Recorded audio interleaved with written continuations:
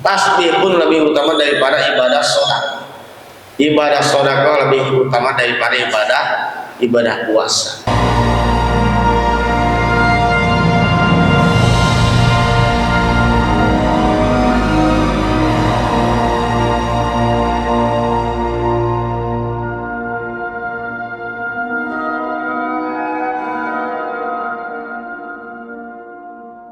Fadlul Qur'ani ala sairil kalam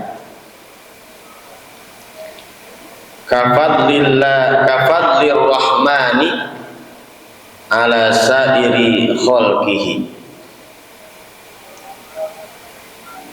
Artinya fadlul Qur'ani, keutamaan Al-Qur'an, fadilah, keutamaan, kehebatan Al-Qur'an ala sairil kalami, atas seluruh kalam. Kafadlir rahman ala sairi khalqihi, seperti keutamaan Allah atas seluruh makhluknya. Ya, jadi hadis ini bahwa keutamaan atau fadilah Al-Qur'anul Karim atas seluruh kalam, ya, kalam itu ya ucapan, ya, kalau dikenakan kepada Al-Quran ya firman Allah Subhanahu wa Ta'ala. Ya, kalau umat manusia ya kalam, ya. Atas seluruh kalam itu seperti keutamaan Allah atas seluruh makhluknya. Jadi tidak bisa dibandingkan, ya, antara firman Allah Subhanahu wa Ta'ala dengan ucapan makhluknya. Ya, sehebat apapun ucapan atau ungkapan manusia, hambanya, sekalipun penyair kenamaan pun yang mahir membuat syair-syair, ya, itu tidak akan bisa menandingi kehebatan Al-Qur'anul Karim. Ya, makanya di zaman Rasulullah SAW, di mana pada waktu itu masyarakat Arab itu terkenal dengan penyair-penyair hebatnya. Mereka ingin menandingi kalam Allah Subhanahu wa Ta'ala yang disampaikan oleh Rasulullah SAW, tapi mereka tidak mampu. Bahkan ada tokoh munafik Musailamah Al-Kadzab pada waktu itu ingin menandingi ayat Al-Quran, ya, malah mensyairnya itu membuat ketawaan orang-orang pada waktu itu. Ya, begitu mulianya, begitu hebatnya Al-Quran, maka disebut dengan Al-Quran itu yang mukjizat. Ya, mukjizat Al-Quran itu atas segala-galanya Al-Quran. Ya. Kalau mukjizat nabi-nabi sebelumnya, ya pada waktu itu selagi masih hidup bisa berfaedah. Tapi mukjizat Nabi Muhammad, sekalipun Rasulullah SAW sudah wafat, mukjizatnya masih berlaku sampai sekarang. Mukjizat Nabi Musa alaihissalam, apa mukjizatnya, Pak? Tongkat, ya, punya tongkat, ya. Karena kabarnya tongkatnya biasa-biasa saja, gitu ya, bukan tongkat yang bagus, gitu ya, biasa-biasa aja tongkatnya, gitu ya. Tapi mukjizatnya tongkatnya bisa membelah lautan ketika dikejar-kejar oleh Raja Firaun. Buat jalan, ya, itu sampai di ujung lautan lagi, dipukul lagi, lautnya menyatu kembali. Raja Firaun beserta tentaranya ya tenggelam. Kemudian tongkatnya juga bisa berubah menjadi, begitu dilemparkan menjadi ular, gitu ya. Pada waktu itu ketika beliau masih hidup, Nabi Musa-nya. Ketika sudah meninggal dunia, apakah tongkatnya masih berlaku, masih bisa menjadi mukjizat, gitu ya? Mungkin diketemukan, gitu ya, bisa membelah, dibulkan ke laut jadi jalan? Tidak. Pada waktu beliau selagi masih hidup, ya. Tapi mukjizat Nabi Muhammad, mukjizat terbesarnya Al-Quranul Karim, sampai sekarang beliau masih sudah wafat pun masih kita baca sampai sekarang, ya, ila yaumil qiyamah, sampai hari kiamat, ya. Makanya mumpung Allah masih berikan kita nikmat bisa membaca, ya, membaca Al-Quran, bacalah Al-Quran sebelum nanti Al-Quran itu dibuka, maka nanti tinggal tulisannya saja, ya, kita akan menyesal. Kenapa sewaktu hidup kita tidak pernah membaca Al-Quran? Sibuk apa sih kita, ya? Kalau buka HP, baca WA, kita kuat berlama-lama. Tapi buka Quran, baca Quran, baru 1 halaman, 2 halaman sudah ngantuk, gitu ya. Sudah ngantuk, masya Allah, ya. Padahal kalau disempatkan, insya Allah lah.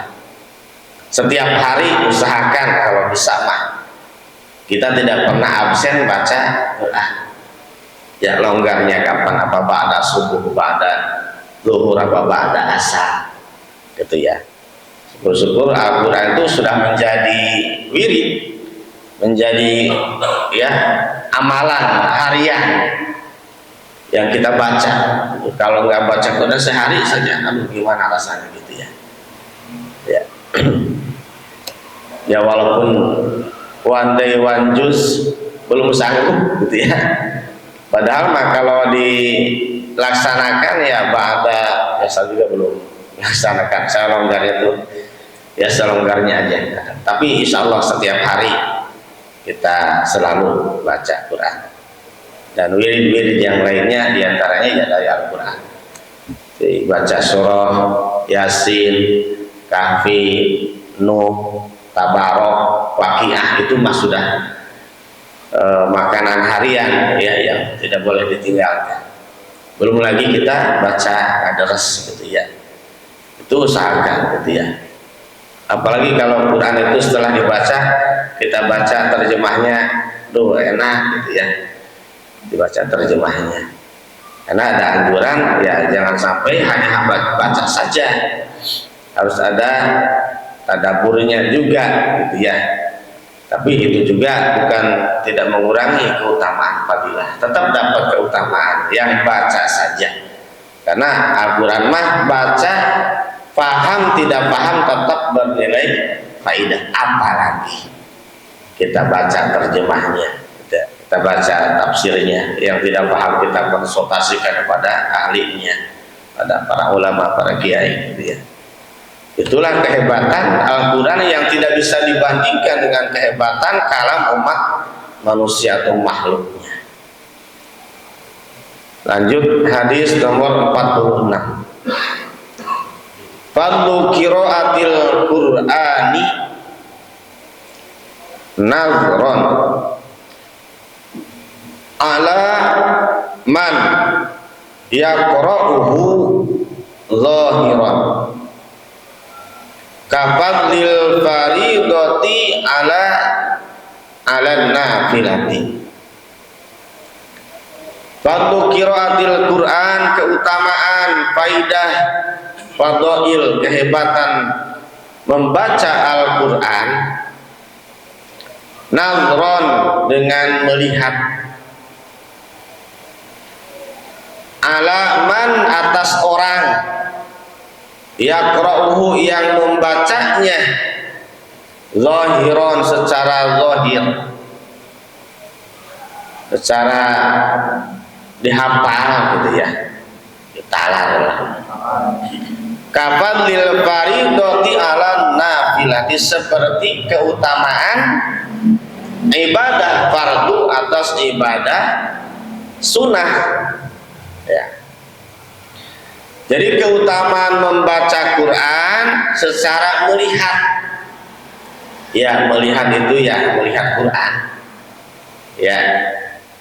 Kan ada orang yang baca Quran itu tidak melihat juga ada. Bil ghaib berarti ya, tidak melihat, ya merem aja tapi baca Quran gitu ya. Matanya merem tapi baca Quran ya. Kan banyak yang begitu ya, ya. Yang dihafal tentunya gitu ya. Hafalan, apalagi para habib-habib mah ya jelas itu harus selalu murojaah seperti itu. Kalau enggak begitu hafalannya bisa hilang gitu ya. Jadi membaca Quran dengan melihat,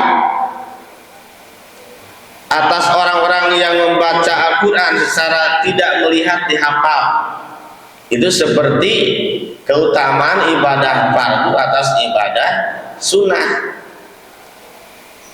Kenapa? Melihat dengan membaca itu menggabungkan dua ibadah. Ibadah kita melihat Quran, ibadah kita juga membaca, ya, sudah dua keutamaan ya.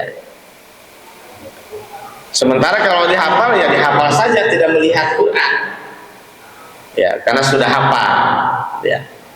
Jadi bandingannya seperti ibadah fardu atas ibadah sunnah ya. Jadi walaupun hafid Quran misalkan gitu ya, dia hafal Quran 30 juz, 20 juz, 10 juz, 5 juz, 1 juz ya. Meskipun dia hafid Quran, tapi ketika baca mah dia buka Qurannya, dia baca biasa gitu, seperti biasa. Padahal hafal Qurannya gitu, di luar kepala ya. Alhamdulillah kita juga semuanya Quran mah di luar kepala kita ya, hafal Quran ya, meskipun hafal dia tetap baca tuh, jadi ibadahnya double gitu ya. Dan itu juga tetap dapat keutamaan menghafal ya. Kata Nabi, orang yang tidak ada hafalan Quran dalam dadanya, dalam dirinya itu, gak ada satupun hafalan Quran, kalau baitul kharib, bagaikan rumah yang angker, rumah yang kosong ya. Masa sih nggak ada hafalan Quran? Quran segitu hebatnya, banyaknya 30 juz, 6.236 ayat, 114 surah, gak ada satupun surah yang kita hafal ya, terlalu gitu ya. Ya minimal ya surah-surah pendek mah kita hafal gitu ya. Ayat kursi mah hafal gitu ya. Ya yang sering jadi zikiran biasa, lillahi ma fis samawati wal ardh gitu. Ya, Al-Fatihah juga Al-Quran hafal gitu ya. Ya, enggak 30 juz juga ya hafal. Surah-surah pendek mah hafal gitu ya. Syukur-syukur ya jadi hafal berarti ya. Makanya di zaman para sahabat, wahyu turun kepada Rasulullah, disampaikan kepada para sahabat, itu langsung direkam oleh para sahabat.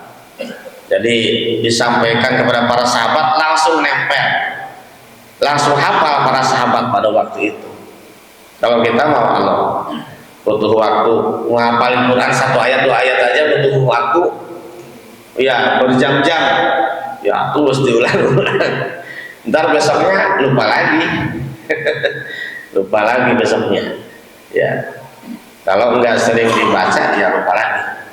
Makanya dalam sholat itu usahakan Ketika selesai bacaan Al-Fatihah, ya bacalah hafalan-hafalan ayat yang kita baca. Ya, jangan surah yang kulhu lagi gitu ya. Jangan itu aja gitu yang dibaca. Hafalan Quran yang lain, ayat yang lain tidak mengapa kita baca dalam sholat, sambil supaya menjaga hafalan supaya tidak hilang. Ya, kalau nggak begitu, nggak dibaca dalam ibadah sholat, ya lupa lagi. Tapi misalkan bacanya dalam sholat sendiri, gitu ya. Jangan sampai ketika jadi imam bacaannya yang panjang-panjang, ketika bacaan sendiri bacaannya kulhu lagi, gitu ya. Ya, dibaca tidak mengapa, gitu ya, untuk melatih hafalan, gitu ya. Bacaan Quran. Nah, itu keutamaan Al-Quranul Karim, kita baca, kita lihat, juga dihafal, gitu ya. Kemudian berikutnya hadis nomor 47 ya. Fadlu qiraatil Qur'ani. Qiraatul Qur'ani fis sholati. Qiraatil Qur'ani fis sholati afdalu min qiraatil Qur'ani fi ghairi sholati. Wa qiraatul Qur'ani fi ghairi sholati afdalu minat tasbihi wa takbiri. Wa tasbihu afdalu minas shadaqati. Wa shadaqatu afdalu minas shaumi.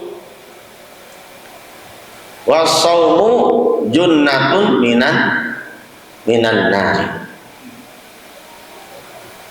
Qiraatul Qur'ani, membaca Al-Quran fi sholati, di dalam ibadah sholat,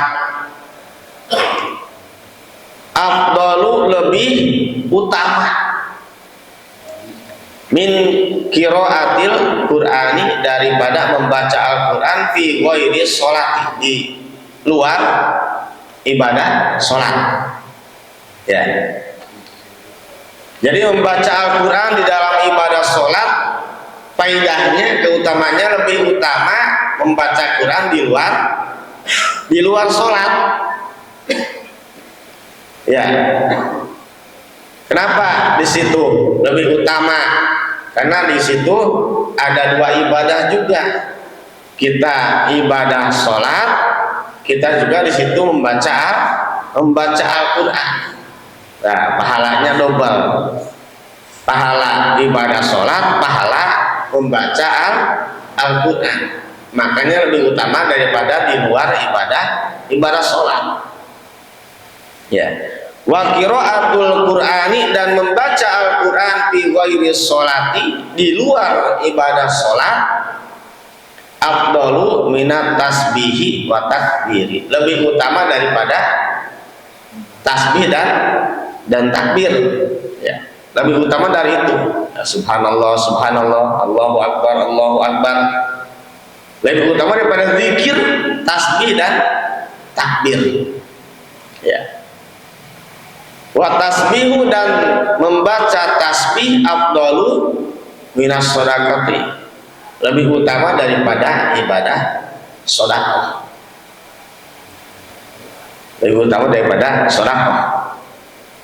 Wasodaqatu, dan sedekah afdalu, lebih utama minas shaumi, daripada ibadah shaum, puasa. Wasaumu junnatun minan nar, dan saum atau puasa itu adalah junnah, perisai dari api neraka. Subhanallah. Ini luar biasa ya. Begitu hebat keutamaan Al-Quran. Sampai-sampai baca Quran di dalam ibadah sholat lebih utama daripada membaca Quran di luar sholat. Pun membaca Quran di luar sholat lebih utama daripada membaca Quran ya, daripada tasbih dan takbir. Tasbih pun lebih utama daripada ibadah sholat. Ibadah sedekah lebih utama daripada ibadah puasa. Kalau puasa saja menjadi perisai penjaga, ya, tameng dari api neraka, maka bagaimana dengan ibadah sholat? Bagaimana dengan baca Quran? Bagaimana dengan tasbih takbir? Gitu ya. Puasa saja menjadi perisai dari api neraka. Makanya orang yang berpuasa itu, ya, dia bergembira saja, itu diharamkan jasadnya disentuh oleh api neraka. Bagaimana dia puasanya? Disebut dengan as-saumu junnah, perisai, tameng supaya kita tidak disentuh oleh api neraka. Oleh karenanya, ya, perbanyaklah berpuasa. Di samping puasa wajib Ramadan, puasa sunnah sudah Senin Kamis, ya, kemudian tengah bulan 12, 13, 14 gitu ya, pertengahan bulan Yaumul Bid namanya gitu ya. Ya, kalau saum Senin Kamis insya Allah itulah rutin lah gitu ya. Ya, nggak makan terus ya, ada puasanya, ada istirahatnya. Coba kalau dirasakan orang yang sering puasa, coba enak badan dia, ringan lah gitu, karena sering puasa bisa menahan gitu ya.